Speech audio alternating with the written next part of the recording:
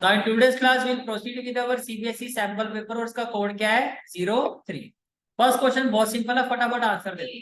0.09 lies, x इसका 0 है, इस पर लाई करेगा y पर, on the positive direction of y axis. Good.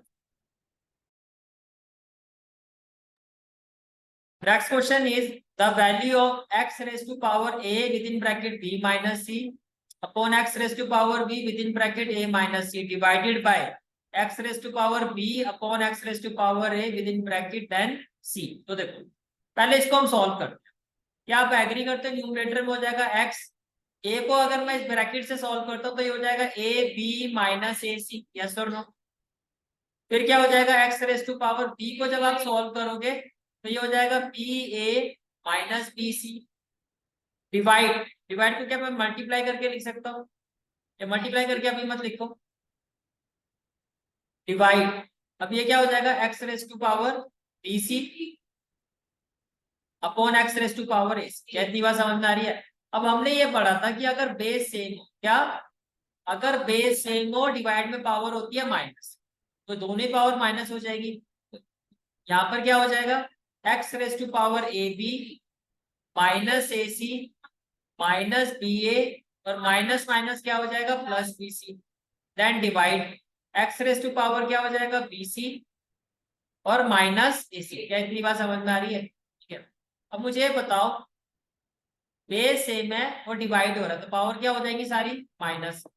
क्या मैं इसको ऐसे ले सकता हूँ x raise to power a b minus A c minus b a को मैं माइनस ए बी लिख सकता हूँ, प्लस में क्या हो जाएगा बी सी। अब डिवाइड तो ये भी माइनस, माइनस बी सी और minus minus plus A C. Very, अब देखो ए बी से ए बी कैंसिल, बीसी से बीसी कैंसिल, एसी से एसी कैंसिल, तो ये हो गया x raise to power 0 which is equal to 1। 1 कौन सा ऑप्शन है? ए। राइट आंसर क्या हो जाएगा option A. Is it clear? ठीक है। तो next question is an exterior angle of a triangle is equal to 100। जैसे कि अगर मैं ट्राइंगल बनाता हूं यहाँ पर, दिस इज द ट्राइंगल। अब क्वेश्चन में कहा जा रहा है इसका जो एक्सटीरियर एंगल है, let us assume that this is the exterior angle. ये कितना है 100।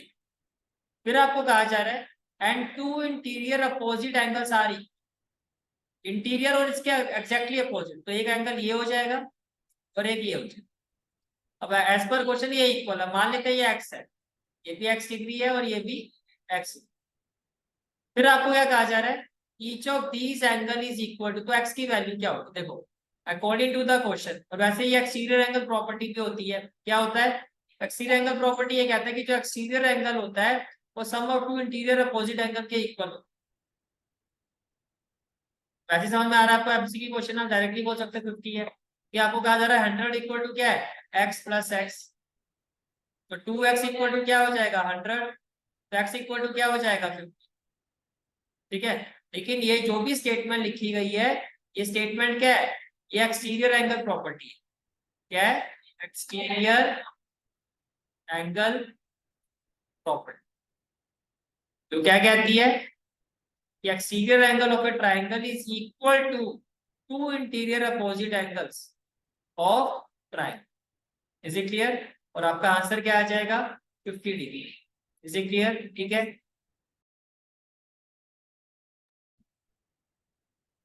Next question is for what value of k x equal to 2 and y equal to -1 is a solution of x plus 3y minus k equal to 0। क्या कहा जा रहा है कि k की क्या वैल्यू होगी कि x इक्वल टू 2 और y इक्वल टू -1 इसका सॉल्यूशन हो। तो देखो आपको क्या करना है, गिवन इक्वेशन क्या है आपकी x plus 3y minus k equal to 0। आपको कुछ नहीं करना, x की जगह पुट कर दोगे 2, तो ये हो जाएगा 2। y की जगह पुट कर दोगे -3 इंटू माइनस, और माइनस के इक्वल टू क्या हो जाएगा 0। माइनस के को राइट हैंड साइड में शिफ्ट कर दो तो ये हो जाएगा k इक्वल टू में क्या हो जाएगा 2 प्लस माइनस -3। -3 कितना हो जाएगा माइनस, k की वैल्यू क्या होनी चाहिए -1।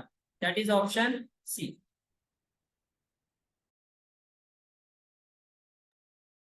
Next question is, if the length of a median of an equilateral triangle is x centimeter, then its area is in terms of x क्या होगा? First of all, let us say that this is an equilateral triangle. Let the equilateral triangle be A, B, C. अब आपको क्या कहा जा रहा है? Median. देखो इक्विलेटरल ट्रायंगल में क्या होता है, जो मीडियन होता है क्या होता है? मीडियन. वो ऑल्टीट्यूड होता है.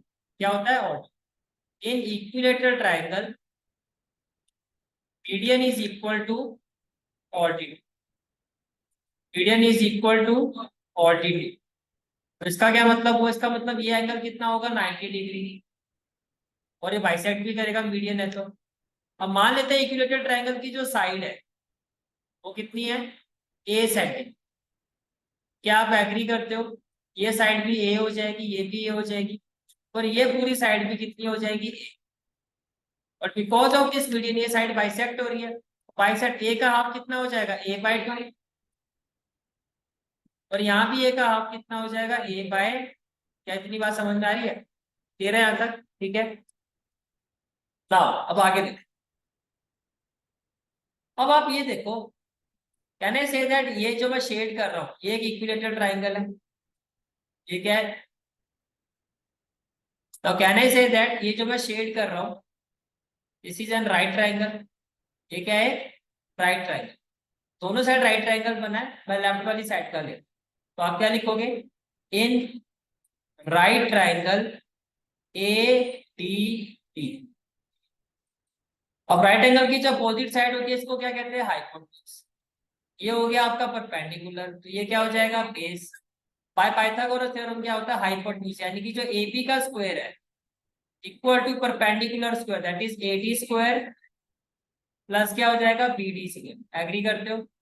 रीजन क्या हो जाएगा? पाइथागोरस. ओके. अब एपी कितना है आपका? ए. तो इसकी जगह क्या आ जाएगा? ए. तो यहाँ आ जाएगा आपका ए इक्वल टू एडी कितना है आपका? एडी आपका क्वेश्चन में दिया हुआ था एक्स सेंटीमीटर. तो ये कितना है आपका? एक्स. एडी की वैल्यू कितनी है? एक्स. तो एडी की जगह आप लिखोगे एक्स. तो ये हो जाएगा x. And then BD. BD की जगह आ जाएगा ए बाय 2. तो ये हो जाएगा प्लस ए बाय 2.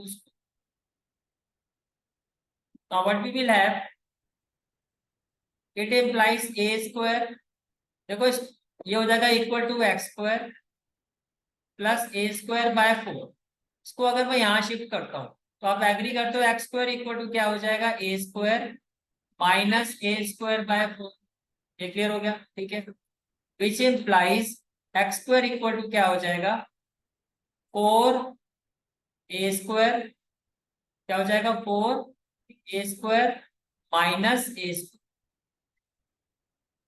यदि 4 एलसीएम आ जाएगा 4 ए स्क्वायर माइनस ए स्क्वायर. तो एक्स स्क्वायर इक्वल टू क्या हो जाएगा आपका? 3 ए स्क्वायर बाय. अब अगर मैं आपसे पूछूं कि ए स्क्वायर की वैल्यू क्या होगी, देखो अभी आप क्या कह रहे हो कि 3 ए स्क्वायर बाय 4 इसके इक्वल है एक्स स्क्वायर के. तो मैं आपसे ये पूछ रहा हूँ कि ए स्क्वायर की वैल्यू क्या होगी. तो आप क्या कहोगे? X square into 4 by 3 that is 4x square by. अब फॉर्मूला क्या होता है?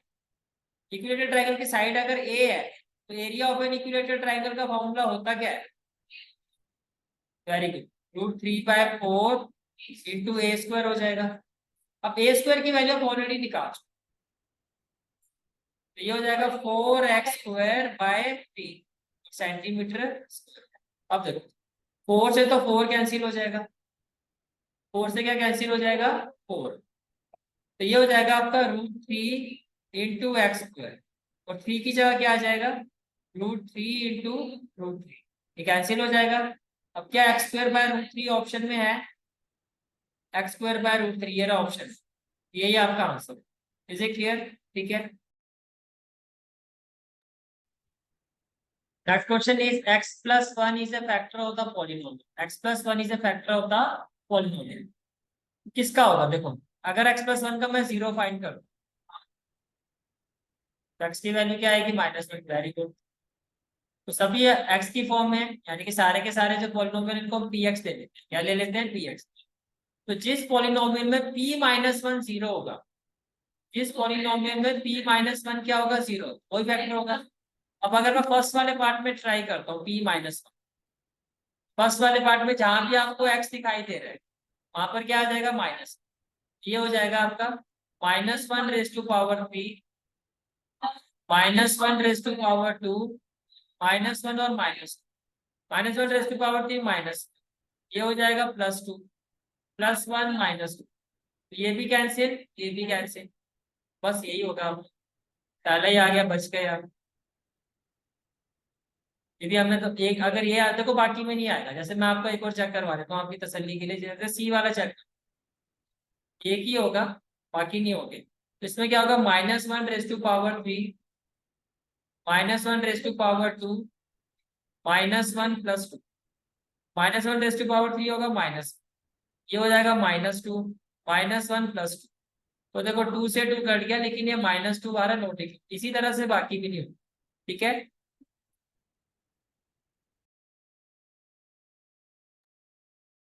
Next question is the value of, आपको इसकी वैल्यू बतानी। तो जब भी ऐसा क्वेश्चन आता है, हमने एग्जामिनर में किया है ऐसा क्वेश्चन, सबसे पहले देखो इनर मोस्ट वैल्यू देखो, टू रेस टू पावर, फिर आपको जो ये रूट दिखाई दे रहा है, रूट का मतलब क्या होता है? वन बाय टू, लेकिन इसके अंदर थ्री है ना, तो ये हो जाएगा थ्री बाय टू। के अंदर जो वैल्यू आती है उसके अपॉन में टू आया, ये भी हो गया रूट। फिर एक और रूट दिखाई दे रहा है, लेकिन इसके अंदर भी फोर, तो इसके साथ आ जाएगा फोर बाय टू। ये समझ में आ रहा है आपको? और ब्रैकेट का मतलब सारी की सारी ये जो पावर है वो मल्टीप्लाई होती है। क्या होगी? मल्टीप्लाई। बस हमने पढ़ा हुआ है a raise to power n within bracket n, तो क्या होता है? A raise to power n into n. तो ये हो जाएगा two raise to power two into three by two into four by two. ये क्लियर हो गया? तो देखो टू टू जा फोर तो कैंसिल, ये आ रहा है two raise to power six. है कोई ऑप्शन? ऑप्शन है। इसे क्लियर? ठीक है। Next question is if x raise to power one by twelve equal to 49 raise to power one by 24, तो आपको कहा जा रहा है वैल्यू ऑफ एक्स क्या हो। तो देखो x raise to power one by two, 49 raise to power one by 20। सबसे पहले आप ये देखो कि इसको सॉल्व करने के लिए आपका जो देखो बेस जो है वो कहा जा रहा है वैल्यू ऑफ एक्स क्या हो, वैल्यू ऑफ एक्स क्या होगी। तो फर्स्ट ऑफ ऑल देखो ये वन बाय ट्वेल्व है, जैसे कि देखो अगर एक्स स्क्वायर होता है और यहाँ पे फोर होता है, तो आप कहते हो ना ये यहाँ जाएगा तो स्क्वायर रूट हो जाएगा। तो इसका मतलब ये होता है कि आप ये कहते हो कि एक्स की पावर जो यहाँ पे टू है, टू का मतलब टू बाय वन है, जब वो राइट हैंड साइड पे जाती है तो फोर की पावर क्या बन जाती है? One by. कोई भी फ्रैक्शन वैल्यू जो होती है जब वो दूसरी साइड में जाती है वो रेसिप्रोकेट हो जाती है, मेरा कहने का मतलब ये।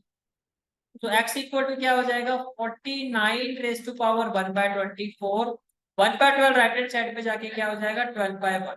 एग्री करते हो? 12 वन जा 12, 12 टू जा 24, 12 वन जा 12, 12 टू जा 24। ये आ रहा 49 रेस टू पावर, ये आ रहा है आपका 49 रेस टू पावर, कितनी बार समझ में आ रही है यहाँ तक? ये क्या आ रहा है? 49 raise to power.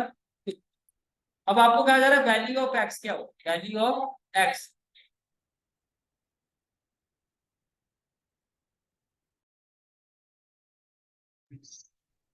Next question is if x raised to power 1 by 12 equal to 49 raised to power 1 by 24, तो वैल्यू ऑफ x क्या होता है? लेफ्ट हैंड साइड में x raised to power 1 by, क्या मैं 49 को लिख सकता हूँ 7 रेस्ट टू पावर 2 और साथ में क्या 1 बाय 24। अब ये क्या हो जाएगा? x raised to power 1 by 12, 7 raised to power, power multiply हो जाएगी 2 इंटू 1 बाय 24, तो ये भी 1 by 12 हो गया। अब अगर पावर सेम है तो बेस इक्वल हो जाएगा, तो x किसकी इक्वल होगा? 7। कैसे? कि पावर्स आर इक्वल, तो हम बेस को क्या करते हैं? इक्वेट कर देते हैं, यानी कि बेस हमारा क्या होता है? फिर इक्वल हो जाता है। तो एक्स किसके इक्वल होगा? 7। तो एक्स की वैल्यू क्या होगी? 7। That is option A. Is it clear? ठीक है। Next question is any solution of the linear equation in two variable is of the form. Linear equation in two variable, तो आपको ये कहा जा रहा है आउट ऑफ द फोर कौन सा इसका सॉल्यूशन हो सकता है। मान लो पहले मैं पी को ट्राई कर, तो एक्स की जगह क्या आ जाएगा -9, और बी की जगह क्या, वाई की जगह क्या आ जाएगा +9 इक्वल टू 0। ये क्या हो जाएगा -18 + 9। क्या ये 0 आएगा? नहीं आएगा, तो ये तो नहीं हो सकता, नहीं हो सकता ना। चलो पहले सी को ट्राई करते हैं। अब एक्स की जगह क्या आ जाएगा 0, एक्स की जगह क्या आ जाएगा 0, वाई की जगह क्या आ जाएगा -9/2 + 9 इक्वल टू 0। अब ये भी 0, ये भी 0, लेकिन +9, तो क्या 9 0 के इक्वल होगा? नहीं होगा, ये भी नहीं हो सकता। अब ऑप्शन बचती है आपके पास ऑप्शन ए। तो ऑप्शन ए को ट्राई करते हैं।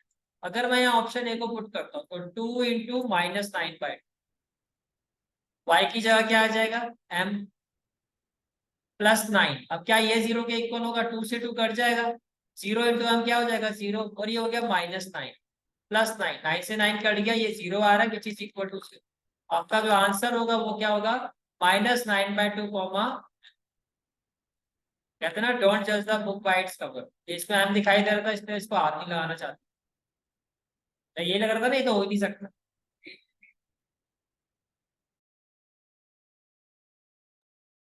Next question is the angle of a triangle are in the ratio 5:3:7।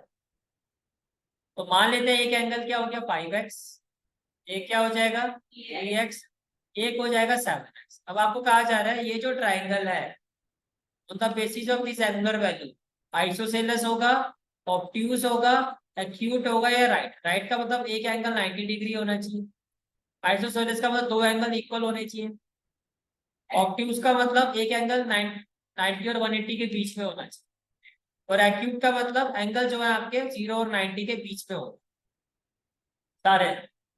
इसमें क्या होगा एक एंगल 90 और 180 के बीच में हो। ये समझ में आ रहा है? ठीक है, अब देखो आप ये बताओ तीनों एंगल का सम कितना होगा 180। तो आप एग्री करते हो 5x + 3x + 7x equal to क्या होगा 180 डिग्री। अब कितने हो गए 7 और 3 10 + 5 15, 15x इक्वल टू क्या हो गया 180। तो x इक्वल टू क्या होगा 180/15, 15 1 जा 15, 15 2 जा 30, x की वैल्यू आ गई आपकी 12। अब देखो फर्स्ट एंगल आपने लिया है 5x,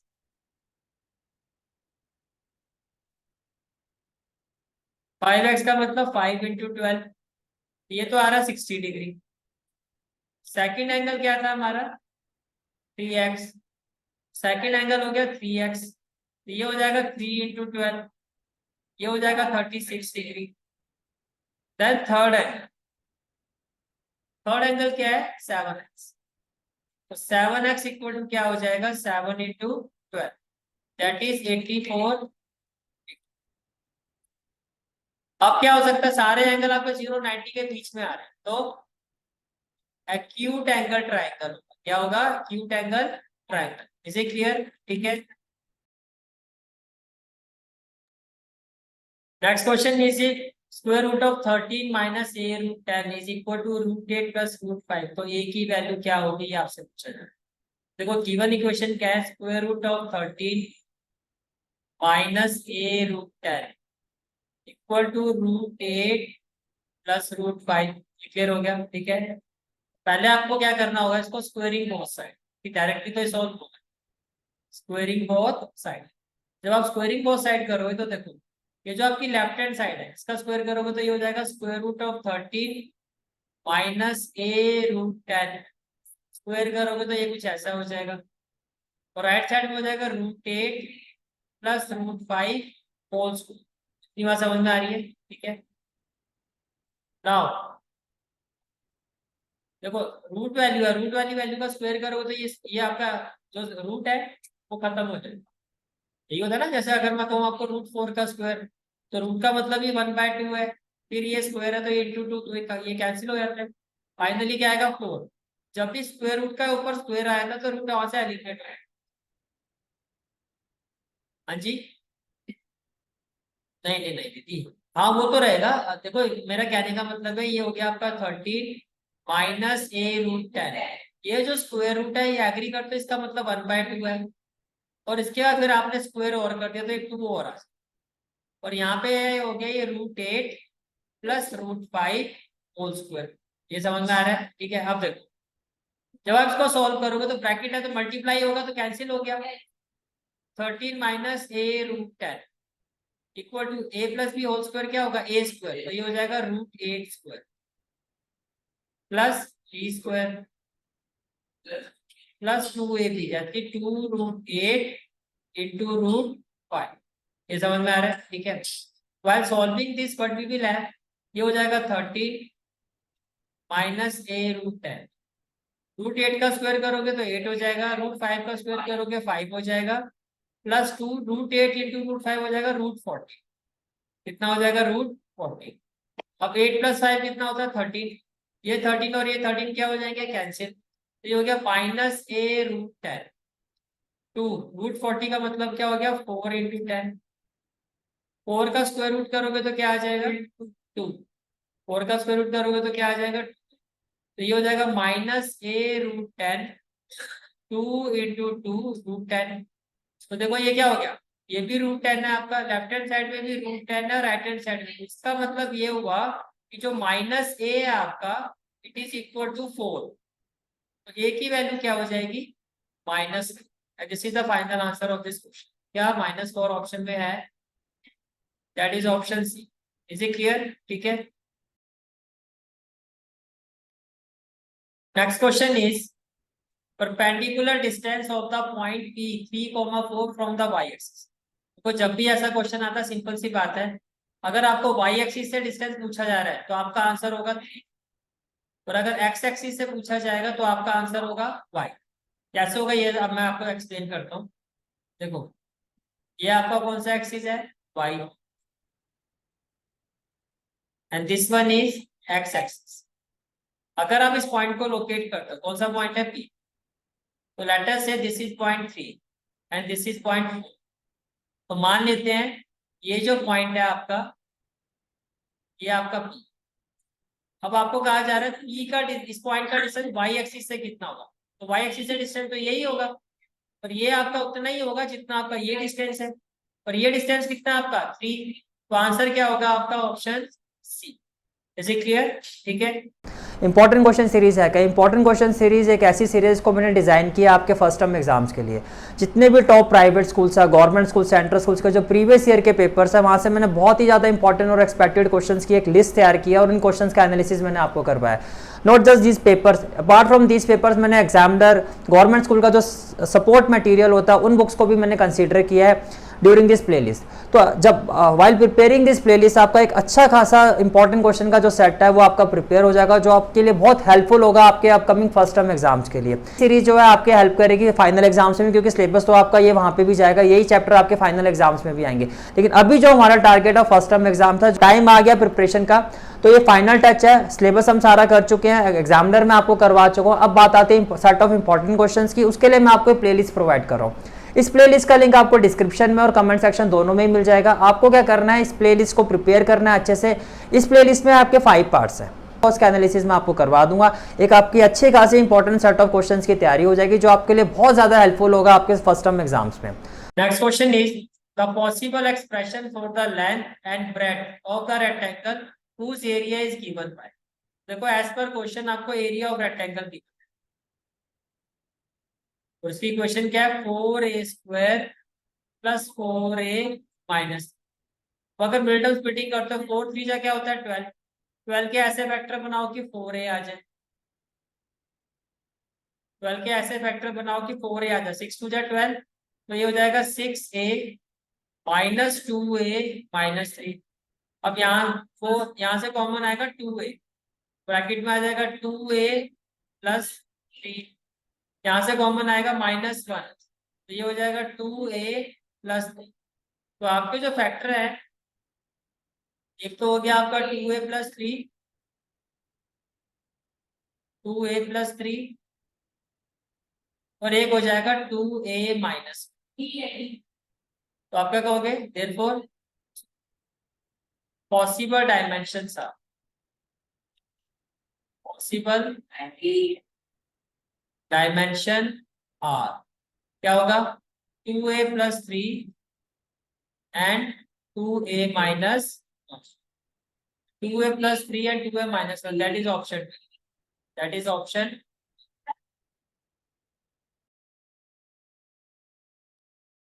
next question is assertion reasoning का क्वेश्चन है। देखो assertion है root 3 is an irrational number, बताओ ट्रू और false.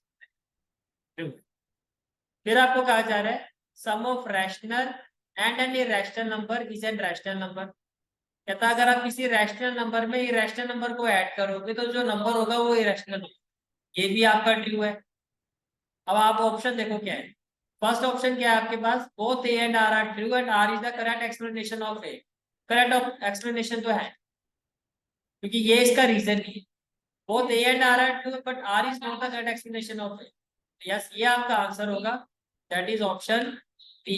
Both A and R are true but R is not the correct explanation of A. Next question is in the given figure angle 1 is equal to angle, तो क्या कहा जा रहा है angle 1 is equal to angle 3। फिर आपको कहा जा रहा है angle 2 is equal to angle 2 is equal to angle 2। अब आपको कहा जा रहा है show that angle A equal to angle C। show that angle A equal to angle C। तो देखो first of all according to the question आपको कहा जा रहा है angle 1 equal to angle 3, right. फिर आपको कहा जा रहा है एंगल 2 इक्वल टू एंगल 4 से इसको 1 ले लो, इसको 2 ले लो, तो रीजन क्या होगा गिवन। अगर मैं दोनों को ऐड कर देता हूँ एडिंग 1 एंड 2, तो लेफ्ट साइड में लेफ्ट देखो ऐड कैसे करना है, चीज का ध्यान रखना है कि 1 के साथ 2 को ऐड करना है। अगर आप आगे पीछे भी कर दो तो इस चीज का ध्यान रखना। तो ये हो जाएगा 1 + 2। राइट साइड में क्या हो जाएगा 3 + 4, 3 + 4। तो जब 1 + 2 करोगे तो ये हो जाएगा पूरा एंगल ए होगा 1 + 2 दैट इज एंगल ए। और जब 3 + 4 करोगे तो ये हो जाएगा angle C. Is it clear? ठीक है।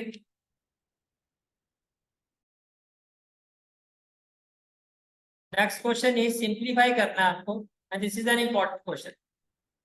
2√6 upon √2 plus 6√2 upon √6 plus √3 minus 8√3 upon √6 plus. तो आपकी अप्रोच क्या होगी? First of all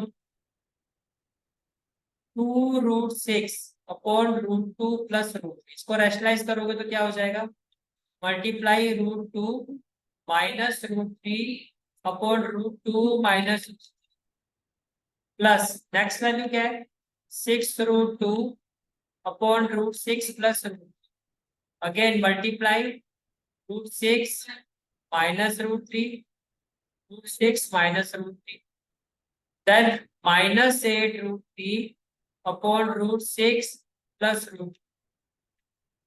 multiply √6 minus √2 upon √6 minus √2। ये बात समझ में आ रही है? ठीक है। अब देखो 2√6 को इसके साथ मल्टीप्लाई करोगे तो क्या आ जाएगा 2√6 विद इन ब्रैकेट √2 माइनस √3 और ये हो जाएगा a + b a minus b। तो ये हो जाएगा आपका a² माइनस b²। इतनी बात समझ में आ रही है? प्लस 6√2 को इसके साथ मल्टीप्लाई करोगे तो क्या हो जाएगा 6√2 विद इन ब्रैकेट √6 माइनस √3। ये हो जाएगा a + b और a माइनस b। तो ये क्या हो जाएगा a² माइनस b। देन 8√3 को जब आप इसके साथ मल्टीप्लाई करोगे तो ये हो जाएगा minus 8√3 with in bracket √6 minus √2 upon a + b a minus b। क्या हो जाएगा a² minus b a² minus b। 2√6 को √2 से करोगे तो क्या आ जाएगा 2√12। 2√6 को माइनस √3 से करोगे तो क्या आ जाएगा -2√18। √2 का स्क्वायर क्या हो जाएगा 2, √3 का स्क्वायर 3 प्लस 6√2। 6√2 को √6 से करोगे तो क्या आएगा 6√12। तो ये हो गया 6√2 को इससे करोगे तो माइनस 6√6।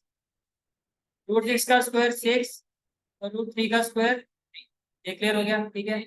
देन 8√3 को इसके साथ करोगे तो क्या आ जाएगा, -8√18।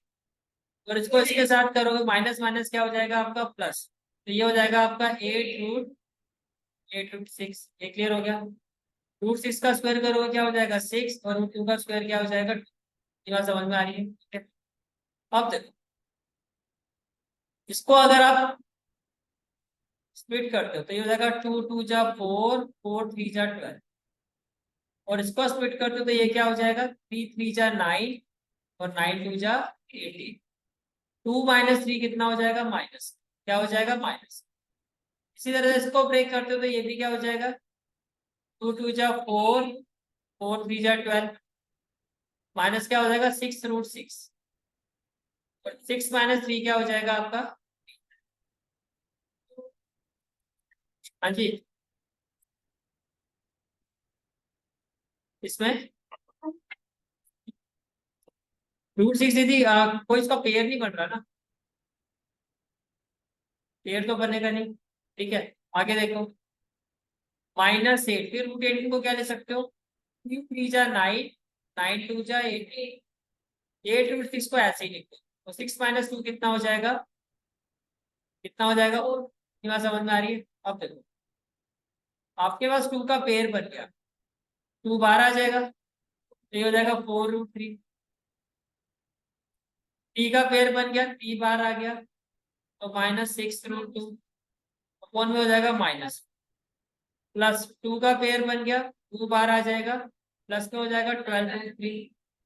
माइनस में क्या हो जाएगा 6√6, अपॉन में क्या हो जाएगा 3। 3 का पेयर बन गया, क्या हो जाएगा माइनस एज इट इज, ये हो जाएगा 24√2। प्लस में क्या हो जाएगा 8√6, और ये हो जाएगा आपका 4। ये क्या हो जाएगा आपका, ये बात समझ में आ रही है। अब आगे बताओ क्या आपको चाहिए। यहाँ से तो ये हो गया 4√3, माइनस को न्यूमरेटर में शिफ्ट करो। अगर मैं माइनस को न्यूमरेटर में शिफ्ट करता हूँ तो माइनस माइनस क्या हो जाएगा प्लस, तो ये हो जाएगा 6√2, ये हो जाएगा -4√3। ये बात समझ में आ रही है, ठीक है। दोबारा लिख देता हूँ, ये क्या हो जाएगा 6√2, मतलब माइनस वाला प्लस हो जाएगा और प्लस वाला क्या हो जाएगा माइनस। समझ में आया ये वाला स्टेप, मैं समझ गया दीदी। इधर सुनो, माइनस न्यूमरेटर में जाएगा तो जाएगा ऐसे, इसको मैं ब्रैकेट में लिख देता हूं। परेशान मत हो, ये समझ में आ गया। क्या मैं यहाँ से 3 कॉमन ले सकता हूँ, क्या मैं यहाँ से 3 कॉमन ले सकता हूँ, तो ये हो जाएगा 4√3 -2√6, कॉमन में क्या आ जाएगा 3, ठीक है। एंड फ्रॉम हेयर यहाँ से मैं कॉमन ले सकता हूँ माइनस, मैंने 4 कॉमन ले लिया, तो ये हो जाएगा 6√2 और प्लस 2√6, और अपॉन में क्या आ जाएगा। अब इससे क्या बेनिफिट हुआ, इससे ये बेनिफिट हुआ 3 से 3 कैंसिल, 4 से 4 कैंसिल। अब देखो ये हो जाएगा -4।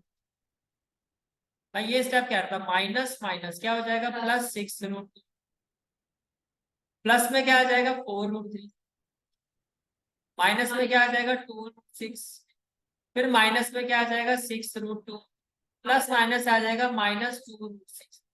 अब क्या क्या कैंसिल हो रहा है, plus minus cancel, plus minus ये भी कैंसिल, ये भी कैंसिल होना चाहिए, भाई कुछ गड़बड़ हुई है। कहाँ पे दी थी, ये माइनस है ना, प्लस माइनस क्या होगा माइनस, प्लस माइनस माइनस। एक मिनट, ब्रैकेट के साथ था या ऐसे ही था। हाँ ठीक है।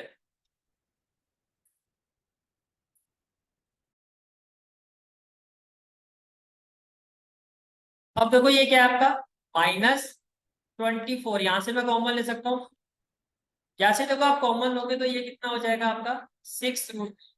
अब माइनस देखो बाहर जैसे कॉमन में जाएगा तो साइन चेंज हो जाएगा, तो प्लस का क्या हो जाएगा माइनस, ये पता है आपको। जैसे माइनस आप कॉमन में ले लोगे तो साइन अपोजिट हो, जैसे माइनस का था तो क्या हो गया प्लस, तो प्लस वाला क्या हो जाएगा माइनस, तो ये हो जाएगा आपका -2√6। अपॉन में क्या आ जाएगा। Now while solving this what we will have, देखो ये हो जाएगा आपका -4√3 और माइनस माइनस क्या हो जाएगा +6√2। 3 से 3 है कैंसिल, 3 से 3 क्या हो जाएगा कैंसिल।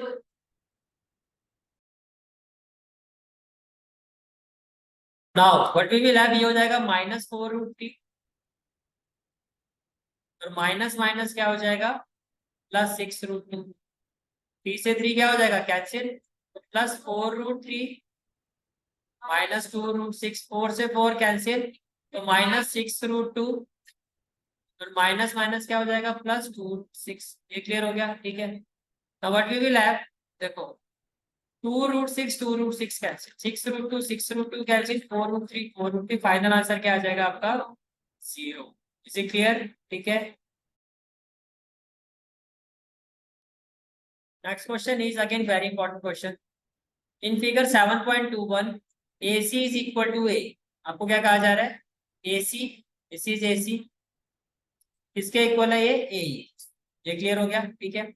फिर आपको कहा जा रहा है AB is equal to AD, AB is equal to AD, angle BAD is equal to AC, angle BAD ये वाला एंगल और EAC आपका ये वाला एंगल हो गया। आपको शो करना है BC इक्वल टू D। अब देखो जब मैं BC की बात कर रहा हूं तो BC कौन से ट्राइंगल की साइड है, ABC। एग्री करते हो, BC किस ट्राइंगल की साइड है, ABC। और जब आप D की बात करते हो तो D जो है कौन से ट्राइंगल की साइड आ रही है, AD। वेरी इसकी आ रही है AD। अब दो, किसी भी ट्राइंगल का जो एंगल होता है उसकी दो साइड के बीच में बनता है। अब ध्यान से देखो इसमें इंपॉर्टेंट पॉइंट क्या है, अगर आप ABC की बात करते हो तो ये वाला जो एंगल है वो पूरा यहाँ तक जाना चाहिए, लेकिन आपको जो एंगल दिया है वो सिर्फ यहाँ तक दिया। तो जो मिसिंग वाला पार्ट है आपका वो ये वाला पार्ट है जिसको मैं पिंक कलर से शेड कर, ये वाला पार्ट इसमें मिसिंग है, ये इसमें जुड़ना चाहिए। इसी तरह से जब आप यहाँ पे इस रेड वाले एंगल को, रेड वाला एंगल पूरा इन दोनों साइड्स के बीच में आना चाहिए। अगेन इसमें भी जो मिसिंग वाला पार्ट है आपका वो ये वाला पार्ट, ठीक है। तो आपको क्या करना है, फर्स्ट ऑफ ऑल इसको एंगल 1 ले लो, इसको 2 ले लो, इसको 3 ले लेते हैं। क्या ले लेते हैं, अब क्वेश्चन में आपको देखो क्या कहा जा रहा है, एंगल बी, क्वेश्चन में कहा जा रहा है angle BAD is equal to angle EAC। BAD का मतलब कहा जा रहा है एंगल 1 एंगल 2 के equal, that is angle 1 is equal to angle 2। अब आपको इसमें ये वाला पार्ट दोनों में जोड़ना है, तो adding angle 3 to both side, angle 3 to both side. जब आप ऐड कर दोगे तो angle 1 plus angle 3, angle 2 plus angle 3, तो एंगल 1 प्लस एंगल 3 जैसे ही ऐड करोगे पूरा एंगल क्या हो जाएगा BAC, BAC। तो ये हो जाएगा BAC और 2 प्लस 3 क्या हो जाएगा EAD, ये पूरा हो जाएगा आपका एंगल EAD। कितनी बात समझ में आ रही है। अब BC equal to D prove करने के लिए आपको इन दोनों ट्राइंगल को ABC और AD को कॉन्ग्रुएंट प्रूव करना। कॉन्ग्रुएंसी के लिए हम क्या करेंगे, कंसीडर करेंगे in triangle ABC and triangle ADE। क्या समझ में आ रही है, ठीक है। तो देखो ABC में एक तो आपको गिवन है कि AC जो है AE के इक्वल है, तो ABC में से आ जाएगा AC और इस ट्राइंगल में से आ जाएगा AE। रीजन क्या होगा कि फिर आप कहोगे एंगल BAC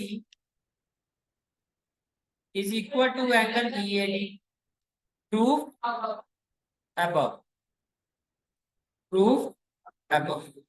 फिर आप कहोगे AB is equal to AD, AB is equal to AD, which implies triangle ABC is congruent to triangle ADE।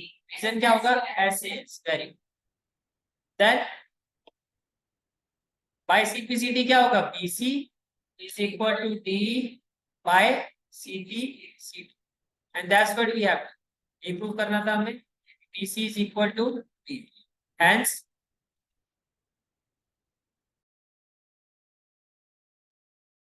next question again very important question।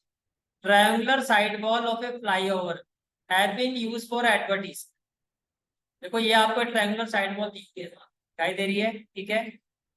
इसको एडवर्टीजमेंट पर्पस के लिए यूज किया जाता है। आपको इसकी तीनों साइडें की पता है, एक है 22 मीटर, एक साइड है 120 मीटर, एक है 120 मीटर। यहाँ तक कहानी क्लियर है। तो आपको आगे यही कहा जा रहा है, साइड्स की बना 122, 22 एंड 120। फिर आपको कहा जा रहा है इसमें एडवर्टीजमेंट के लिए होल्डिंग सकती है। Advertisement yield and earning of ₹5,000 पर मीटर स्क्वायर पर ईयर। इसका मतलब ये हुआ, अगर आप इस मॉल का 1 मीटर स्क्वायर एरिया यूज करते हो पूरे 1 साल के लिए, तो आपको कितना अमाउंट पे करना पड़ेगा? 5,000। अब क्या कहा जा रहा है आगे, एक कंपनी ने इस मॉल को हायर किया कितने महीने के लिए? 3 मंथ्स के लिए। तो कितना रेंट वो पे करेगा? कंपनी ने हायर किया वो पूरी मॉल। पहले तो आपको पूरी वॉल का क्या निकालना पड़ेगा? Area. First of all let A is equal to 22 metre, B is equal to 120 metre, C is equal to 122 metre. ये आपकी तीनों साइड है, ठीक है। तो फर्स्ट ऑफ ऑल क्या फाइंड करेंगे हम? S, that is semi perimeter A C by 2। A क्या है? 22, 120, 122 बाय, इसको जब आप ऐड करोगे तो देखो 122, 120, 22 प्लस 2 क्या हो जाएगा? 4, 6 और 2, ये हो जाएगा 264 by 2, that is 132 centimetre. Now what we will find?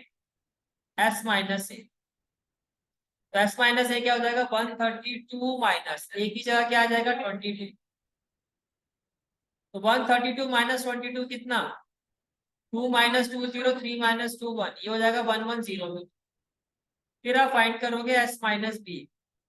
132 minus 120, ये आपका हो जाएगा 12 मीटर। फिर आप फाइंड करोगे S माइनस,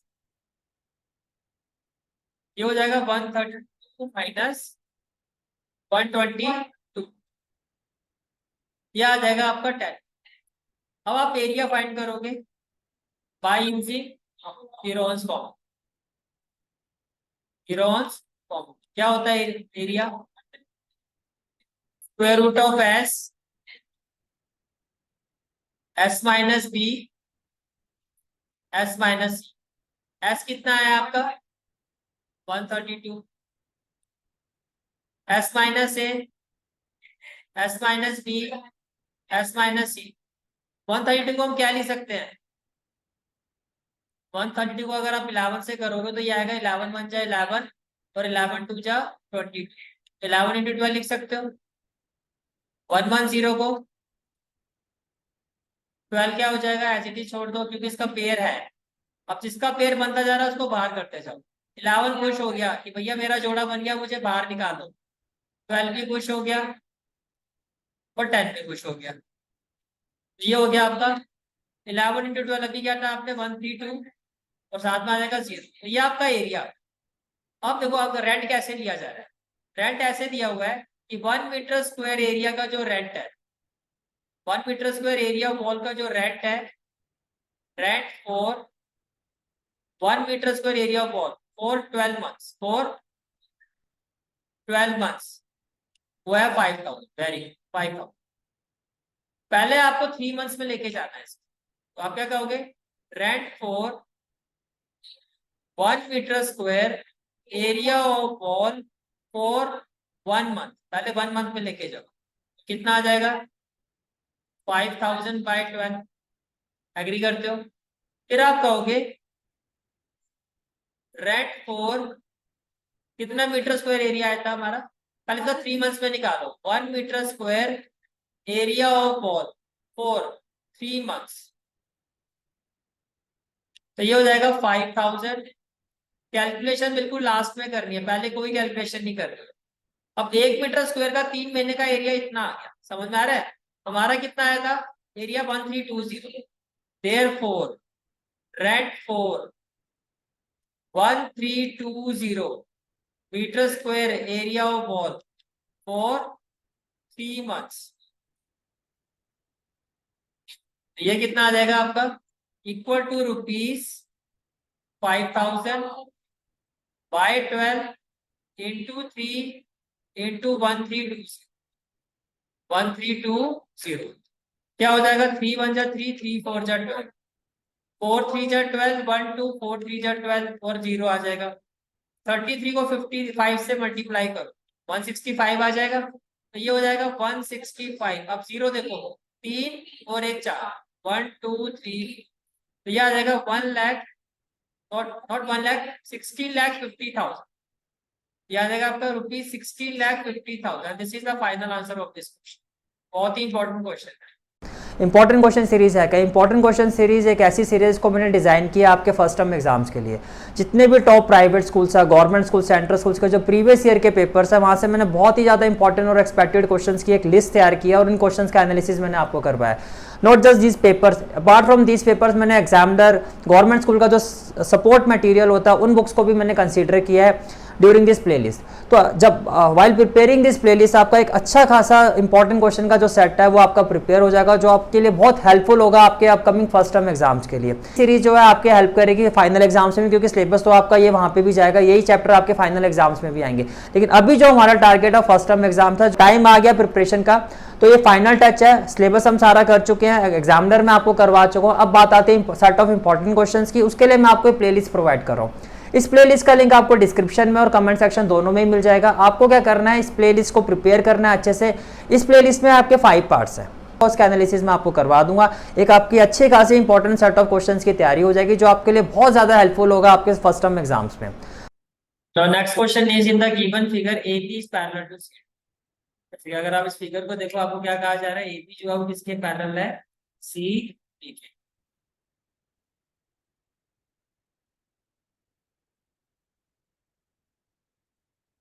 ये आपकी AB किसके पैरेलल है, CD। तो आपको ये कहा जा रहा है AB is parallel to CD, this is AB and this is parallel to CD। फिर आपको कहा जा रहा है CD is parallel to EF, CD is parallel to EF। Basically AB CD EF तीनों लाइंस आपस में क्या है, पैरेलल।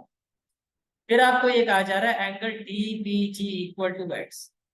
तो एंगल DBG ये वाला है, ये किसके इक्वल है, x के इक्वल है। फिर आपको कहा जा रहा है angle EDH equal to y। Angle EDH ये वाला है, ये किसके इक्वल है, y के इक्वल है। फिर आपको कहा जा रहा है angle AEP equal to z। Angle AEP ये वाला है, ये किसके इक्वल है, आपका z के इस साइड।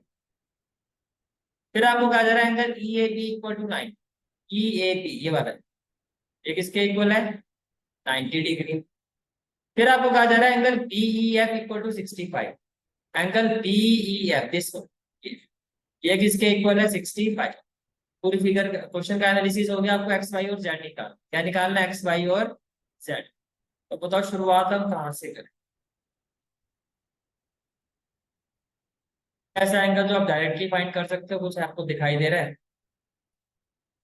देखो ये इसके पैरेलल है, मानते हो ये इसके क्या है, पैरेलल। तो ये क्या हो गया आपका ट्रांसवर्सल। अब ट्रांसवर्सल के एक ही साइड में जो इंटीरियर एंगल होता है, इनके बीच में क्या रिलेशन होता है, को इंटीरियर, इनका सम क्या होगा, 180। अब आप यहाँ लिखोगे हेयर, अगर मैं ये कहूँ आपको here CD is parallel to EF, मानते हो। क्यों मैं ऐसा कह रहा हूँ, बिकॉज इट हैज बीन। आपको कोई ये मैं इन एंगल्स की नहीं कर, जैसे कि ये वाला जो एंगल है इसको मैं 1 ले रहा हूँ, इसको मैं 2 ले रहा हूँ, इसको मैं 3 ले लेता हूँ, इसको मैं 4 ले लेता हूँ, और इसको मैं ले लेता हूँ। CD is parallel to EF and DE is transverse, and DE is transverse। तो एंगल 3, इसको कह रहा हूं मैं एंगल 3, तो ये एंगल 3 है, और ये आपका एंगल क्या है, 1। ये एंगल 3 है, ये एंगल 1। मैं ये कह रहा हूं आपको कि एंगल 1 प्लस एंगल 3 180 डिग्री के इक्वल होगा। एग्री करते हो। रीजन क्या होगा, को इंटीरियर एंगल्स। तो एंगल 1 की जगह क्या, 65। तो एंगल 5 की 1 की वैल्यू कितनी है, 65। तो ये हो जाएगा आपका 65। एंगल 3 की जगह आप लिखोगे y, और इक्वल टू क्या हो जाएगा, 180 डिग्री। तो y इक्वल टू क्या हो जाएगा, 180 माइनस 65 10 माइनस 5 कितना हो जाएगा 5, 7 माइनस 6 कितना हो जाएगा 1, तो ये आपका आ जाएगा 115, कितना आ जाएगा 115।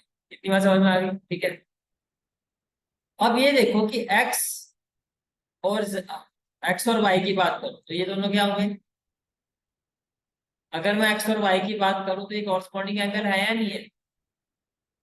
भाई देखो ये वाला जो एंगल है, देखो एज पर question A B is parallel to C D भी है, आपने लिखा now A B is parallel to C D. भाई ए बी जो है हमारा किसके पैरेलल है, सी डी। और अगर ए बी सी डी के पैरेलल है तो बी डी क्या होना चाहिए, ट्रांसवर्सल। बी डी क्या होना चाहिए, transversal. And B D is B D is trans BD आपका ट्रांसवर्सल है, तो ये देखो ये वाला जो एंगल है इसको आप कह रहे हो एंगल 4, और ये वाला जो एंगल है जिसको आप कह रहे हो एंगल 3, इसको आप क्या कह रहे हो एंगल, ये क्या होना चाहिए, कौन कौन सा एंगल कह रहा हूँ, ये वाला एंगल, इसको मैंने क्या ले लिया एंगल 3। मैं आपको कह रहा हूँ ये एंगल 4 और एंगल 3 ये दोनों क्या होंगे, इक्वल। क्यों, कॉरस्पॉन्डिंग एंगल। तो आपने कहा angle 4 is equal to angle 3, और इसके पीछे रीजन क्या होगा, कॉरस्पॉन्डिंग एंगल। रीजन क्या होगा, कॉरस्पॉन्डिंग एंगल। तो एंगल 4 कितना है आपका, आपको नहीं पता, एंगल 4 है क्या, एक्स, इसको एक्स ले लो। एंगल 3 जो है आपका वो क्या है, वाई। वाई की वैल्यू क्या है, इसको मैंने लिखा है which implies x is equal to 115 degree. क्यों, because y is equal to 115। ये क्लियर हो गया, तो आपके पास एक्स भी आ गया। अब देखो ए बी सी डी के पैरेलल है, क्वेश्चन तो कहता है ना A B parallel to C D is parallel to A F, तो ए बी ई एफ के भी पैरेलल है। उस हिसाब से आप ए जो एक्स है और जेड, क्या इनके बीच में कोई रिलेशन बनता हुआ दिखाई दे रहा है, ऑल्टरनेट नहीं, ऑल्टरनेट एंगल नहीं बन सकता। क्यों नहीं बन सकता बताओ, मैंने आपको पहले भी कहा है। हाँ, ये जो एंगल है वेरी, जो ये एंगल है आपका, ये जो आपका एंगल है ये पूरा उस लाइन को टच करना चाहिए जिसके वो पैरेलल है, जिसके वो पैरेलल है, तो इस पे टच ही नहीं कर रहे हैं। आप बताओ क्या करें। चलो मुझे बताओ, आपके पास एक्स आ गया तो क्या ये एंगल हम निकाल सकते हैं, निकाल सकते हैं कैसे, इधर पे मैं इसको कौन सा एंगल ले लेता हूँ, 6 ले, क्या ले लेता हूँ 6। मैंने आपको ये कहा नाउ एंगल 4 हो रही है ना, plus angle 6, angle 4 plus angle 6 ये किसके इक्वल होगा, 180 डिग्री। रीजन क्या होगा, लीनियर। अब एंगल 4 जो है आपका वो क्या है, x, plus angle 6 equal to क्या हो जाएगा 180 डिग्री। अब आप एक्स की जगह क्या लिखोगे 115 degree, plus angle 6 equal to क्या हो जाएगा 180 डिग्री। क्यों लिखा आपने ऐसा, because x is equal to 115। तो हाँ बिल्कुल, अब एक्स की जगह लिख रहे हो, क्यों लिख रहे हो, क्योंकि आप ऑलरेडी जितना जल्दी एक्सप्लेन करोगे उतना ही आपके लिए अच्छा रहेगा, जितनी रीजनिंग अच्छी रखोगे अपना उसके लिए उतना ही आपके लिए बेटर है। तो ये हो जाएगा 180 डिग्री, टीचर को क्यों रेड पेन चलाने का मौका, -115 डिग्री, 180 -115, 10 माइनस 5 5, 7 माइनस 1 6, तो ये आ गया आपका 65। ये क्या आ गया आपका 65। अब देखो फिर फिगर पर आते हैं। अब आप ये कह रहे हो कि ये जो एंगल है मेरा 6, ये कितना है 65, इसकी वैल्यू कितनी आ गई 65। अब मुझे बताओ क्या यहाँ पर कोई कंसर्न, कोई रिलेशन बनता हुआ दिखाई दे रहा है ग्रीन कलर ट्राइंगल, क्या ग्रीन कलर ट्राइंगल को देखते हुए आपको लगता है हम जेड निकाल सकते हैं? कैसे, बाय एंगल सम। अब आप लिखोगे इन ट्राइंगल ये, इन ट्राइंगल बी ए, मैंने लिखा इन ट्राइंगल बी ए। अब एंगल की नेमिंग आपने की, नंबरिंग आपने की है, फिगर में नंबरिंग पहले आपको ध्यान से करनी है। इसको मैंने क्या लिया हुआ है एंगल 6, ये क्या है एंगल 5 और 2। मैंने लिखा angle 6 plus angle 5 plus angle क्या होगा 180 degree reason angle sum property. What about angle 6? 65. What about angle 5? 90 आई. यस 90 है. एंगल 5 की जगह हो जाएगा 90. फाइंड क्या करना है एंगल, और एंगल 2 जो है उसकी वैल्यू क्वेश्चन में क्या गिवन है z. तो आपको z फाइंड करना है. z इक्वल टू क्या हो जाएगा 180 डिग्री माइनस 90 और 65. 5 और 9 और 6 कितना होता है 15. तो 155 डिग्री कितना हो जाएगा 25. ये हो जाएगा 25. तो इसका मतलब जो हमारे एंगल्स आए हैं, एक आपको x फाइंड करना था, एक y फाइंड करना था और एक z. z तो आ गया 25 डिग्री. y और x कितना है 115. क्लियर. ठीक है.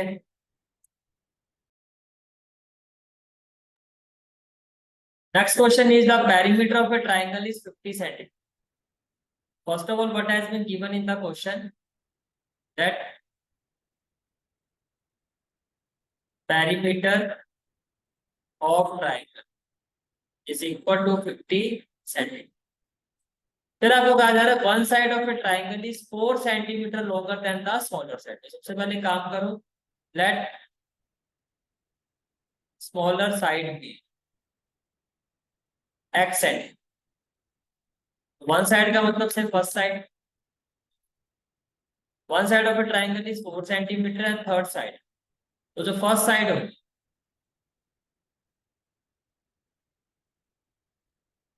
then वो क्या है 4 सेंटीमीटर लॉन्गर. फर्स्ट साइड में क्या होनी चाहिए x प्लस सेंटीमीटर. और थर्ड साइड क्या होगी 6 centimetre less than twice the smaller side. And third side भी 6 सेंटीमीटर लेस देन ट्वाइस. तो स्मॉलर साइड का ट्वाइस कितना हो गया 2x माइनस 6. अब फर्स्ट साइड में चलो मैंने इसको a ले, इसको क्या ले लिया, इसको ले लिया. समझ में आ गया. ठीक है. जैसे आपने a की c ले लिया इनको, नाउ पेरीमीटर ऑफ ट्राइंगल से p कितना है आपका p. इसका मतलब क्या हो गया a plus b plus c equal to क्या होना चाहिए 50. a की जगह आप क्या रखोगे x प्लस 4. a की जगह मैं लेता हूँ x प्लस b. b की जगह क्या आ जाएगा आपका x. b की जगह आपने रखा x और c की जगह क्या आ जाएगा 2x माइनस 6. इसकी जगह आ गया 2x माइनस 6 और ये सारी वैल्यूज किसके इक्वल आ गई आपकी. ठीक है. 2x plus x 3x plus x कितना होगा 4x. ये हो गया आपका 4x एंड देन 4 माइनस 6 कितना होगा -2. तो 4x माइनस 2 ये कितना हो गया आपका. क्लियर हो गया आंसर. ठीक है. तो 4x इक्वल टू क्या हो जाएगा आपका 52. x इक्वल टू क्या हो जाएगा 52 बाय 4. ये हो गया 4 1 जा 2 4 3 जा 2. ठीक है. Now 1 by 1 a equal to क्या था x प्लस 4. तो 13 plus 4 equal to 17 centimetre. b equal to क्या था x, ये हो गया 13 सेंटीमीटर. c इक्वल टू क्या था 2x माइनस 6. 2 इंटू 13 26 माइनस 6 तो कितना हो गया 20 सेंटीमीटर. ये सब निकालने के बाद s इक्वल टू क्या होता है p by 2 semi perimeter. p आपका कितना है 50. ये हो जाएगा 50 बाय 2. तो it will be equal to 25 centimetre. अब आपको क्या करना है area of triangle by Heron's formula. By Heron's formula will be equal to s minus a, s minus b and s minus c. In place of s we will put 25. ये हो गया 25, 25 minus what about ए 17, ये हो जाएगा 7, 25 minus what about B 13, 25 minus what about C 20, क्या हो जाएगा आपका 20। While solving this 5 minus, while solving this ये क्या हो जाएगा आपका, देखो 25, कितना होगा 8, हो जाएगा आपका 8, 25 माइनस 30, 5 माइनस 3 कितना होगा 2, 2 माइनस 1 1, 25 माइनस 20 कितना होगा आपका 5। अब पेयरिंग करो, 25 को क्या ले सकता हूँ 5 इंटू 5, 20 ये लेती है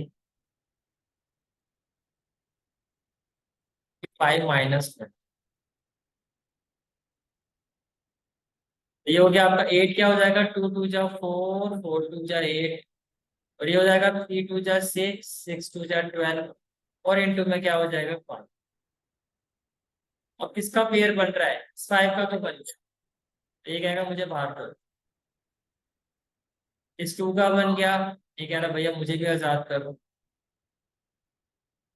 इस 2 का बन गया, मुझे भी आजाद कर दो। अब कौन कौन रह गया, 5 3 जा 15, 15 2 जा 30, ये इनका निकल, ये आजाद नहीं। फाइनल आंसर क्या है 20 to 30 centimetre square. Is it clear, ठीक है।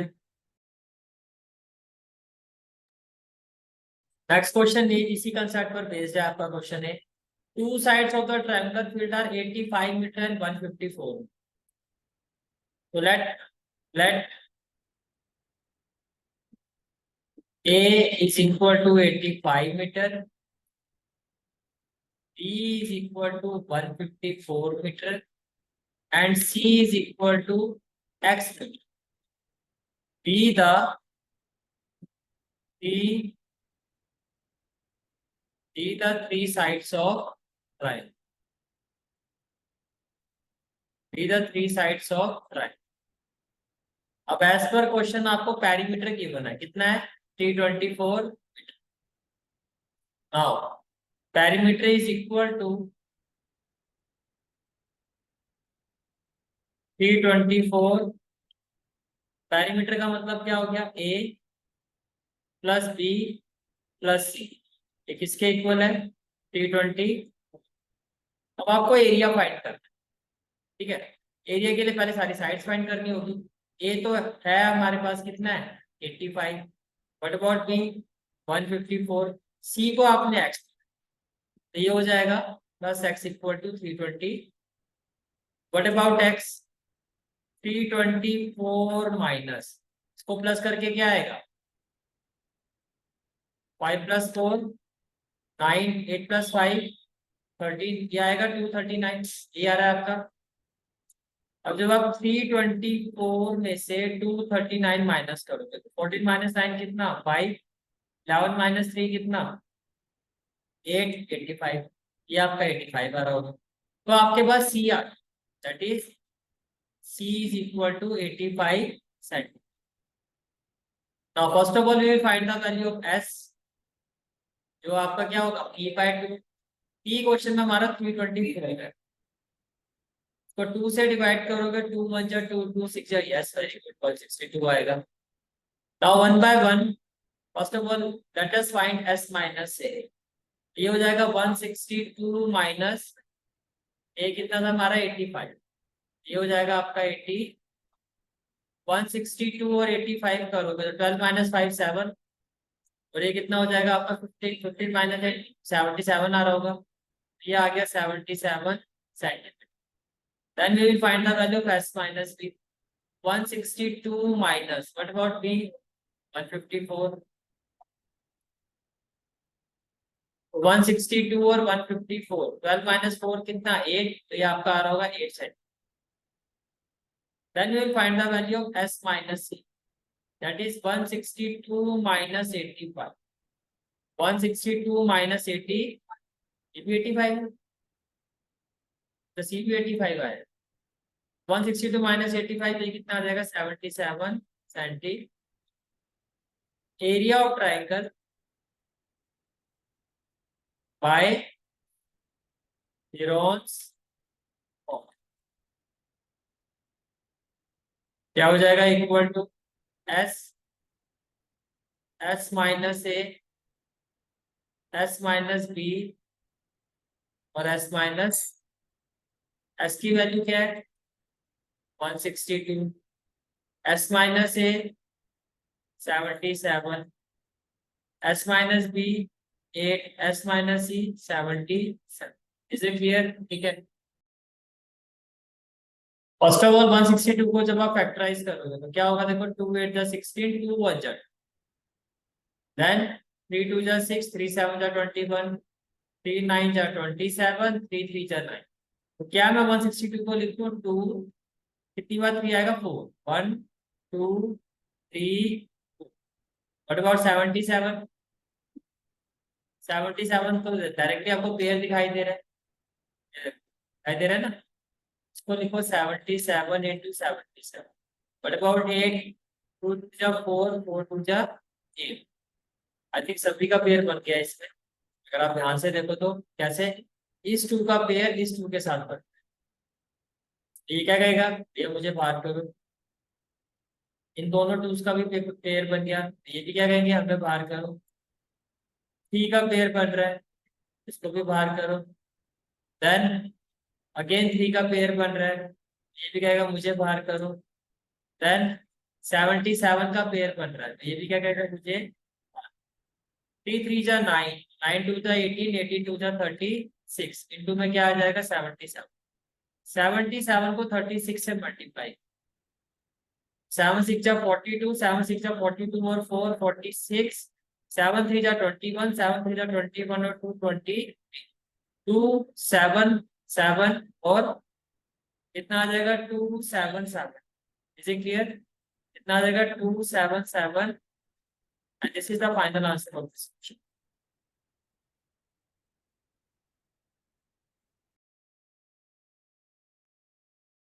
Next question is both x plus 1 and x minus 1 इसमें r आएगा r factors of at ax cube plus x square minus 2x plus b तो find the values of a देखो इसका zero क्या होगा x equal to minus इसका zero क्या होगा x इक्वल टू 1 और ये आपकी वैल्यू है px px क्या है ax cube plus x square minus 2x plus 3 अगर मैं x की जगह -1 पुट करता हूँ तो ये -1 क्या आ जाएगा a -1 raise to power 3 -1 raise to power 2 -1 plus 2 ये आ जाएगा आपका -a +1 +2 +2 ठीक है अब इसी तरह से अगर मैं x की जगह क्या पुट करता हूँ 1 p1 क्या आ जाएगा ये वैल्यू आ गई आपकी p ऑफ माइनस अब हम फाइंड करेंगे p ऑफ 1 क्या आ जाएगा a 1 क्यूब 1 स्क्वायर ये कुछ इस तरह से आ जाएगा ठीक है तो आपका p1 क्या आ गया which implies p1 a plus 1 1 minus 2 directly लिखो -1 या a प्लस बी -1 कर दे ये हो जाएगा a प्लस बी माइनस ये p1 आएगा अब आप कहोगे because x plus 1 and x minus 1 are factor of px are factor of px इसका मतलब therefore p of -1 should be equal to 0 and p of 1 should be equal to 0 जब आप ये कहते हो कि p of -1 इक्वल टू 0 तो -1 की वैल्यू क्या है -a plus b which implies -a plus b plus 2 plus 1 कितना 3 आप ये कह रहे हो कि ये आपका 0 से इक्वल इसको अगर आप थोड़ा सिंप्लीफाई कर दो ये हो जाएगा b minus a plus 3 equal to 0 से it is equation number 1 clear हो गया जब आप कहते हो p of 1 इक्वल टू 0 है तो अब आप ये कह रहे हो कि a plus b -1 equal to 0। इसको ले लेते हैं इक्वेशन। अब देखो, मैं कह रहा हूँ सॉल्व कर दो वन और सॉल्विंग वन एंड, ध्यान से देखो। फर्स्ट इक्वेशन क्या है, बी माइनस। अगर मैं इस 3 को यहाँ लिखूं तो क्या हो जाएगा, माइनस। ये फर्स्ट इक्वेशन है। अब बी के नीचे आप रखो बी, ए के नीचे आप रखो ए को, और इसको भी कांस्टेंट को यहाँ ले जाओ तो इक्वल टू क्या हो जाएगा, 1। इसमें कोई दिक्कत दे रहे हैं अंदर। अब मुझे ये बताओ, जब आप इसको सॉल्व करोगे क्या हो जाएगा, प्लस ए माइनस ए कैंसिल, बी प्लस बी कितना हो जाएगा, 2b, -3 + 1 हो जाएगा -2। बी तो आ गया हमारा माइनस, चलो करके क्या हो जाएगा, माइनस। तो एक काम करो, पुट b इक्वल टू -1 किसी भी क्वेश्चन में पुट कर दो। से मैंने 2 में पुट कर दिया, इसमें पुट कर दिया, तो इस b की जगह क्या आ जाएगा, -1। तो ये हो जाएगा -1 + a इक्वल टू 1। -1 यहाँ शिफ्ट होगा तो ये कितना हो जाएगा, 1 + 1 2, a आ गया 2, b आ गया माइनस। अब आते हैं हम केस स्टडी। क्वेश्चन क्या है, read the text carefully and answer the question. Rita was studying in the class 9C of Saint Surya Public School, Mehrauli, New Delhi 110033। 30 से हमारा को मतलब नहीं है। फिर क्या कहा जा रहा है, once Ranjit and his daughter Rita was returning after attending teachers parent meeting at Rita's school. As the home Ranjit was close to the school, so they were coming by walking. Rita asked her father, "Daddy, how old are you?" तो Ranjit said, यानी कि रीटा को उसके पापा कह रहे हैं, sum of ages of both of us is 55। अब मान लो कि जो रीटा की एज है वो मान लेते हैं हम कितनी है, x। उसके डैडी की एज कितनी हो जाएगी, उसके डैडी की एज हो जाएगी 22, यानी कि रीटा हो गया आर ई, डैडी हो गया आर ए, यानी कि रंजीत की एज कितनी होगी, 22।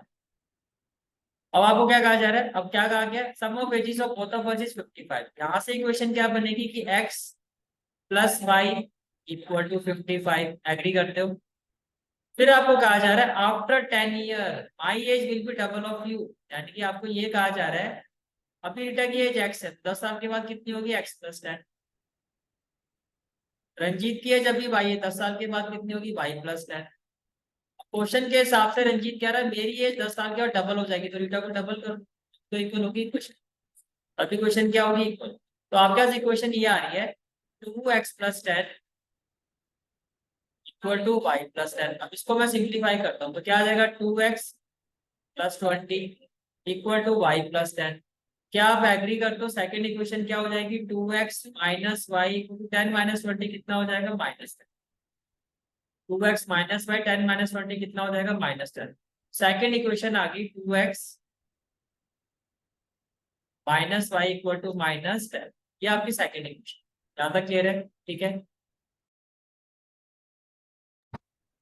और क्वेश्चन ये पूछा जा रहा है आपसे, what is the second equation for. Second equation क्या बनेगी, क्या लिखूं, 2x - y = -10। ये क्लियर हो गया, ठीक है। इसके बाद आपसे पूछा जा रहा है what is the present age of Rita in year. तो आपको फर्स्ट और सेकंड को सॉल्व करना होगा। तो ये तो आपकी सेकंड इक्वेशन है, इसके साथ फर्स्ट और लिख देते हैं। फर्स्ट का x + y, तो x के नीचे x लिखो, y के नीचे y लिखो, और इक्वल टू क्या है, 55। जब मैं इसको सॉल्व करूंगा तो क्या आप एग्री करते हो, y से y कट जाएगा, 2x + x कितना हो जाएगा, 3x। और प्लस की टर्म बड़ी है ना, 55 - 10 कितना हो जाएगा, 45। एज कभी नेगेटिव नहीं आनी चाहिए, अगर नेगेटिव आ रही क्वेश्चन में गड़बड़ है, आपने कुछ गलती की है। ये 3 मल्टीप्लाई हो रहा है, यहाँ जाके क्या हो जाएगा, डिवाइड। तो 3 × 1 = 3, 3 × 5 = 5। तो रीटा की जो एज है वो आ रही है 15 ईयर। पार्ट 2 का आंसर क्या हो गया, 50। चलो जी, ये भी हो गया। फिर है what is the present age of Ranjit. अब रीटा की जो एज आई किसी भी क्वेश्चन में पुट करो। ये कौन सी इक्वेशन थी, फर्स्ट, इसमें पुट कर देते हैं। पुट x = 15 इन इक्वेशन 1, क्या हो जाएगा, 15 + y = 55।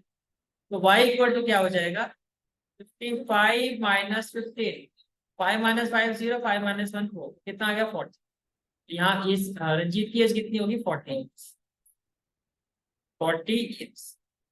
फिर आपको कहा जा रहा है the ratio of Rita and her mother is 3:7, यानी कि रीटा और उसकी मदर की जो एज का रेशियो है, एज पर क्वेश्चन कितना है 3/7, कितना है 3/7। तो आपसे पूछा जा रहा है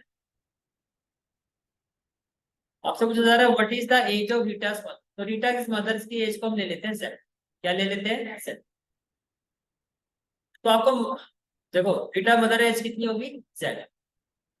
तो मदर की एज अगर मुझे फाइंड करनी हो, मदर की एज, इसकी मदर, तो यहाँ पे देखो मदर की जो एज है उसको आपने क्या रखा है सेट। क्या रखा है सेट। रीटा की जो एज है वो कितनी है, अभी आपने फाइंड किया कितनी आई है, ध्यान से देखना मेरी बात। ये डिवाइड हो रहा है, यहाँ जाके क्या होना चाहिए मल्टीप्लाई। मैंने लिखा, इसी रेशियो को मैं ऐसे सॉल्व कर रहा हूँ। रीटा की एज की जगह रखो 15 इक्वल टू क्या हो जाएगा 3/7। जेड यहाँ डिवाइड हो रहा है, यहाँ जाके क्या हो जाएगा मल्टीप्लाई। आपको जेड ही तो फाइंड करना है। कैसे फाइंड करोगे देखो, जेड इक्वल टू क्या हो जाएगा, ये 3/7 है, यहाँ जाके रेसिप्रोकेट हो जाएगा, क्या हो जाएगा 7/3। 3 1 जा 3, 3 5 जा 15, कितना हो जाएगा 35 year. And this is the final answer of this question. यदि आपको रीटा और मदर की एज की बता, इसका रेशियो क्या बता 3:7। रीटा की एज आप ऑलरेडी निकाल चुके हैं, तो आपने रखा 15, मदर की एज को आपने जेड मान लिया, ये हो गया 3:7। अब आपने लिखा 15/z, ये हो गया 3/7। आपको जेड फाइंड करना था, और जेड फाइंड करते जेड को आप इधर ले गए पहले, तो ये हो गया 15 इंटू, ये हो गया 15 इक्वल टू क्या होगा 3/7 इंटू जेड। ये 7 डिवाइड हो रहा है, यहाँ जाके क्या होगा मल्टीप्लाई, और जो 3 मल्टीप्लाई हो रहा है यहाँ जाके क्या होगा डिवाइड। तो ये आपका answer.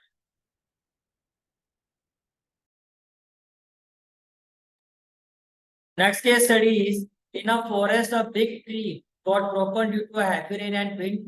Due to this rain, the big branches AB and AC length 5 meter fell down on the ground. तो देखो यहाँ, देखो ये आपका ट्री है AB, this is the tree, और ये ब्रांचेस है। एज पर क्वेश्चन ये भी 5 मीटर है और ये भी कितना है 5 मीटर। फिर आपको क्या कहा जा रहा है, branch AC makes an angle of 30 degree with the main tree A। यानी कि ये जो एंगल है, ये वाला जो एंगल है, ये कितना है 30 डिग्री।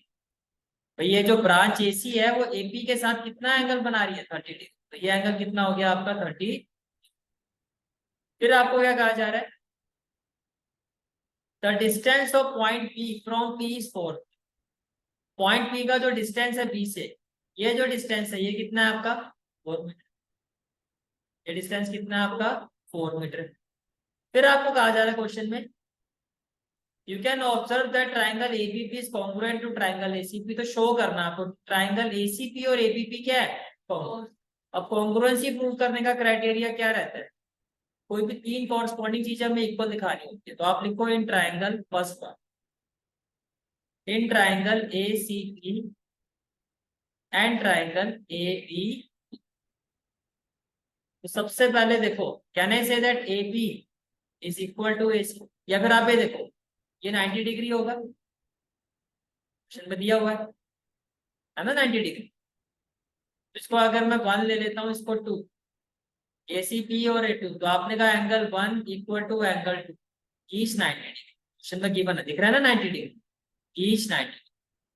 अब इधर 90 तो इधर भी 90 होगा। अच्छा इसके बाद राइट एंगल के अपोजिट साइड को कहते हैं हाइपोटेन्यूज, जो इक्वल है। तो आपने कहा AB equal to AC given, दोनों ही क्या है आपकी आर हो गया एच हो गया, एनी साइड, एक एपी कॉमन साइड है, तो आपने कहा एपी इक्वल टू एपी, ये हो गया कॉमन। तो आपने ये जो कॉन्ग्रुएंसी प्रूव की है कि triangle A C P is congruent to triangle A B P, ये किस क्राइटेरिया में किया आरएचएस। आरएचएस ये क्लियर हो गया। ठीक है, इसको मैं 3 ले लेता हूँ, इसको 4 ले लेते हैं, इसको 5 ले लेते हैं और इसको 6 ले लेते हैं। Find the value of angle AC, ये आपको फाइंड करना। तो in triangle A B C, in triangle A B, क्या आप एग्री करते हो angle 3 plus angle 1 plus angle 6 किसके इक्वल होगा, रीजन एंगल सब। जहां तक एंगल 3 की बात है वो गिवन है 30, एंगल 1 कितना है 90, एंगल 6 आपको फाइंड करना है, तो एंगल 6 कितना हो जाएगा 180 माइनस 120, ये कितना आ जाएगा 60 डिग्री। जो आपका एंगल ACP है ये कितना आ गया आपका 60। फिर आपको कहा जा रहा है find the total height of the tree, आपको AP फाइंड करना। अब ध्यान से देखो ये 4 है, AP आपको फाइंड करना, और ये कितना 5, राइट ट्राइंगल है तो कौन सी थ्योरम लगती है पाइथागोरस। तो आपने कहा इन राइट ट्राइंगल APB, जो राइट एंगल की अपोजिट साइड है वो क्या AP, दैट इज हाइपोटेन्यूज। तो ये जो AB स्क्वायर है आपका it will be equal to AP square plus BP square, यही होगा आपका। ठीक है, अब AB कितना है हमारा 5, तो यहाँ आ जाएगा 5, AP square as it is देखो, BP आपका है 4, कितना है AP स्क्वायर इक्वल टू क्या हो जाएगा 5 स्क्वायर कितना 25 माइनस 16, ये हो गया 9, क्या मैं बोलूँ ये 3 स्क्वायर होगा, स्क्वायर से स्क्वायर कैंसिल, तो AP कितना आ गया आपका 3 सेंटीमीटर, AP की जगह आ गया आपका 3 सेंटीमीटर। तो हाइट जो होगी तो कितनी होगी 3 सेंटीमीटर, क्योंकि हाइट जो हमारा वो क्या है AP। एंगल BAP पूछा गया, BAP देखो ये एंगल 4 पूछा जा रहा है, ये दोनों ट्राइंगल आपके क्या है कॉन्ग्रुएंट है, ये जो ट्राइंगल है और ये जो ट्राइंगल अभी आपने प्रूव किया कॉन्ग्रुएंट है, तो बाय सिंप्लिसिटी 3 4 के इक्वल होना चाहिए। आप कहोगे because triangle APB is congruent to triangle ACP, congruent to triangle APC, तो आप क्या कहोगे therefore angle 3 equal to angle 4 by CPC, which implies angle 4 is equal to 30, clear हो गया। ठीक है, तो एंगल 4 कितना होगा आपका 30 डिग्री, यानी कि एंगल BAP कितना होगा आपका 30 हो गया। ठीक है, This is for today's class. I hope you like this class, and if you like this class then do like, share and subscribe my channel, and don't forget to press the bell icon. Bell icon press करने से क्या होगा, जो भी मैं lecture upload करूंगा you will get the notification of that lecture. Thanks for watching this video. जहाँ तक आपके मैथ्स कोर्स की बात है, कंप्लीट मैथमेटिक्स कोर्स की जो प्लेलिस्ट का लिंक है वो आपको डिस्क्रिप्शन सेक्शन में मिल जाएगा। So bye, take care and have a great day.